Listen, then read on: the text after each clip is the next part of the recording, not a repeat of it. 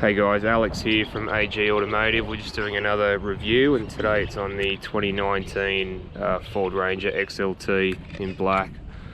So I'll just do a bit of a walk around here for you. So this looks really nice in black here. We've actually got the Wildtrak wheels, which are 18-inch wheels, and they actually suit the car really well, suit the look of the car in black with the black rims. So we'll just come around the side here.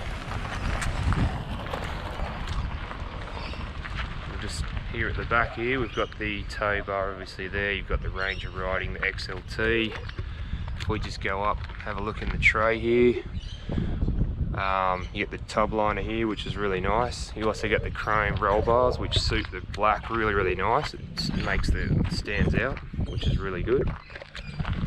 You also got the black side step, so it's like an all black on black this one, which is really good.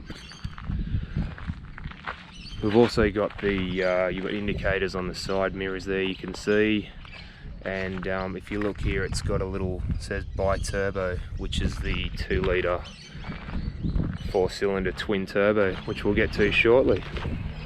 So here we go, and around the front we've got the chrome grille, you can see there, LED lights at the headlights at the front.